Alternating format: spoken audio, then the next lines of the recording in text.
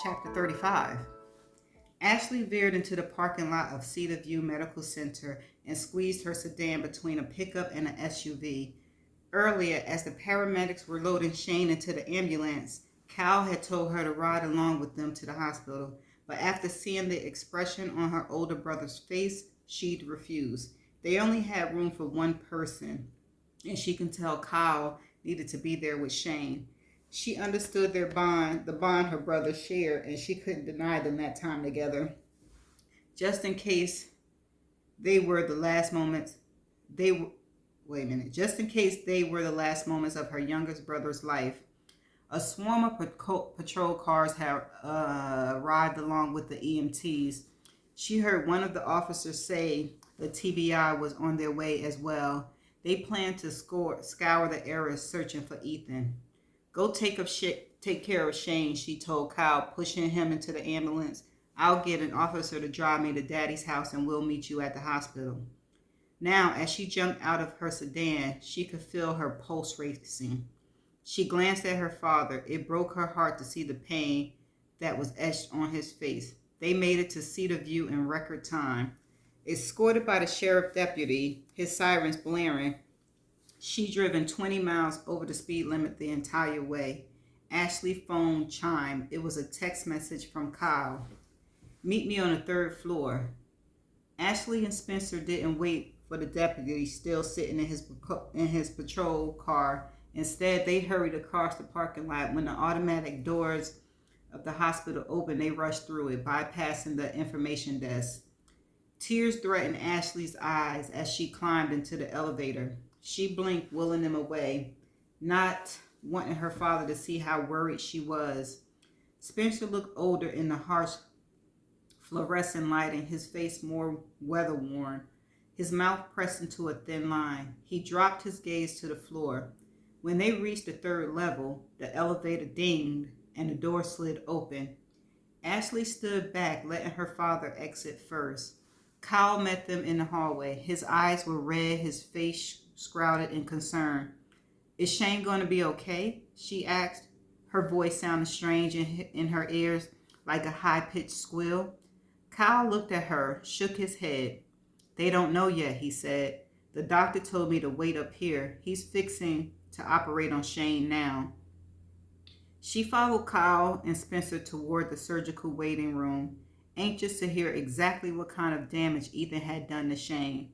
With all the blood covering her brother's head, she hadn't been able to guess. How extensive were his injuries? Would he make it through the night? Nearing the door, her steps grew labored. It felt as though iron fingers were clamped around her lungs, making it difficult for her to breathe. Her mind was spinning. She knew that somewhere in the hospital, her little brother was under a surgeon's scalpel, fighting for his life, and she was to blame. Kyle led them to a row of green upholstered chairs just inside the door of the waiting area, though they all chose to remain standing. Like Ashley, she figured her father and brother were too tense to even think about taking a seat. Her brother opened his mouth as if to speak, but no words came out. He cleared his throat. Ethan crushed Shane's neck, probably with a rock, he finally told Ashley and Spencer in a hushed tone. The doctor said something about fractures and stabilizing his spine. The operation is going to take several hours. A moan caught in Ashley's throat. She feared her older brother's next word, already knew what they would be. Kyle continued. The doctor told me he might not be able to walk again. Her assumptions had been correct. Shane might be paralyzed. Ethan could have killed her younger brother, could have crushed his skull instead, but he chose the option which would cause Shane the most suffering. Her brother might have to live the rest of his life confined to a wheelchair, unable to move or even feel his arms and legs. She looked at her father. All of the color had drained from his face.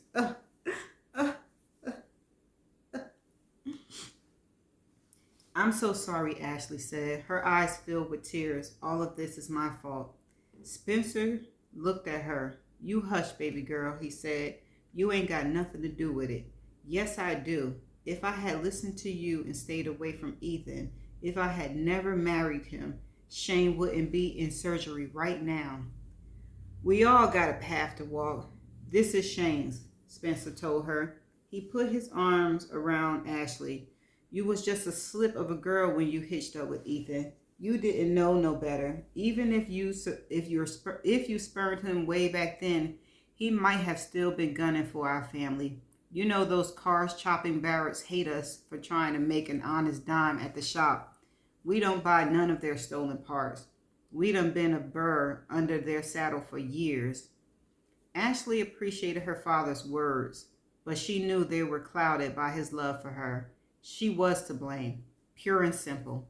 Her actions had brought the wrath of Ethan down upon their heads. Daddy's right, Kyle said. If anybody's to blame, it's me. Splitting up tonight was my idea. If I stayed with Shane, Ethan couldn't have gotten him. Spencer shook his head.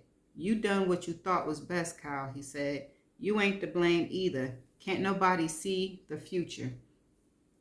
Ashley certainly didn't blame Kyle. The decision to split up had been a logical one, allowing them to cover as much ground as is in little time as possible.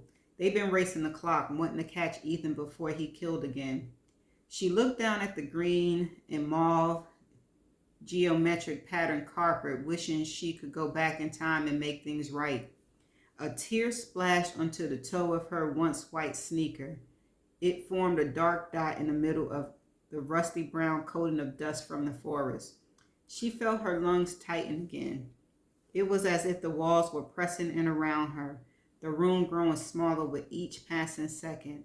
She had to get out of there, away from the people she forced so much pain upon. I'm going to walk around a little bit, get some air, she said. We'll come too, Kyle said. No, someone needs to stay and wait for the doctor, and I really just want to be alone for a little while, if that's okay. It was a statement, not a question. She couldn't stay in the room any longer, regardless of whether or not her family agreed. Spencer nodded. She could see in his eyes that he understood. You take your time, baby girl, he said. The look Kyle shot Ashley said that he thought her being alone was a bad idea. Yeah, I think so too. She figured it was because he regretted letting Shane go off by himself. No, it's about Ethan still out the jail. Send me a text if you hear from the doctor before I get back, she told her brother. Ashley trotted toward the elevator. She couldn't get away from her family fast enough. But what she was really running from was her overwhelming guilt. She almost wished she'd never been born. An image of George Bailey standing on a bridge in Bedford Falls popped into her mind. It's a Wonderful Life had been one of her favorite films growing up. She had to believe her life had a purpose, that she was here for a reason. Who else would have helped raise Shane after her mother died? But still, she was responsible for bringing suffering into the lives of people she loved the most. The elevator dinged as it settled on the third floor. The door slid open and she bolted inside, thankful that she was the only passenger.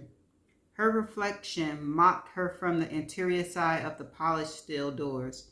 She looked like a contestant from a survival-type game show. Her hair hung in tangles, a large red scratch ran down her cheeks, and sweat had stained her pink t-shirt. But it was the reflection of her eyes that startled her. Ashley stepped closer to the door. Dark circles underlined the hollow eyes that stared back. She likened her pale appearance to a ghost when she found out Ethan had escaped from prison. Now she reminded herself more of a walking corpse, a shell that was left over after the soul had fled. Her hand snapped to her belly. She thought about the precious life growing within her, and her face began to change. A genuine smile lifted her lips. Light appeared in her worried eyes. She carried the future inside her, a future that would not be marred by threats from her ex-husband. She'd make sure of it. Okay, Ashley. Ethan would not win. Ashley refused to be broken. She was strong, stronger than she ever realized, and now it was time to channel that strength into finding her ex-husband and putting an end to his reign of terror once and for all. You go, Ashley. The elevator jerked to a halt on the ground floor, and she strode into the lobby with purpose. Where had Ethan gone after he attacked Shane? He wouldn't return to his camp or go near the abandoned church. The risk of him being captured was too high. She crossed the lobby and the automatic door swooshed open before her. After Ashley left behind the antiseptic hospital air and pushed into the humidity that blanketed the night. She turned right and headed down the sidewalk toward a wooden bench, bathed in the harsh artificial light of a street lamp. She had to think like Ethan. You tried that before, it didn't work. Put herself in his shoes and figure out where he fled after his hiding spot was discovered. She sank onto the bench. Would he run to the other side of Laurel County and make a new camp in the forest? He had a four-wheeler, so he wouldn't be deterred by the rugged terrain. He obviously had access to a car as well, since he'd been traveling back and forth between Briarwood and Metler Ridge. The teddy bear he left at her back door and the fake sighting at Quail Falls Campground had been clues linked to Ethan past with Ashley. He wanted her to remember, to believe that she belonged to him. Now that he knew her relationship with Brett had imploded, had her ex-husband headed to another location that he thought would ignite a memory in her mind of their brief time together? Ethan would likely choose a spot that he believed held a special meaning for them. Their spur-of-the-moment wedding had taken place at the courthouse here in Cedar View, but the building was located in the middle of town square. The perfect setting would combine both a treasured memory for her ex-husband and seclusion. Only one location stood out in her mind: Laurel Bluff. The hairs on the back of Ashley's neck leaped to attention. She felt eyes focused on her. The hospital lawn and parking lot were deserted. She saw the car belonged to the sheriff deputy, the man who'd just been assigned the task of guarding her family, but it was empty. He was probably inside looking for her. There were no people anywhere in sight. However, she knew the sensation was real, not just her imagination playing tricks on her. She was being watched at this very moment by Ethan. The impulse to draw her pistol raced through her body. Ashley fought back the urge. She couldn't let her ex-husband know she was armed. She had to fool him into believing he had the upper hand against her, that he had won. That was the only way he would let his guard down enough to be lured into a trap. Ashley sprang from the bench and gazed up at the sky. I've been so stupid, she cried out as if speaking to the heavens, pleading for a higher power to help her. No one could ever love me the way Ethan did. She knew her ex-husband was watching, but was he listening? Would he believe the lies she proclaimed? Would he take the bait? I just wanted to feel close to him again, she shouted, hoping to appeal to his overinflated ego. Keeping her eyes focused on the sky, Ashley forced a tone of longing into her voice. I have to go back to Laurel Bluff. See you in the next chapter.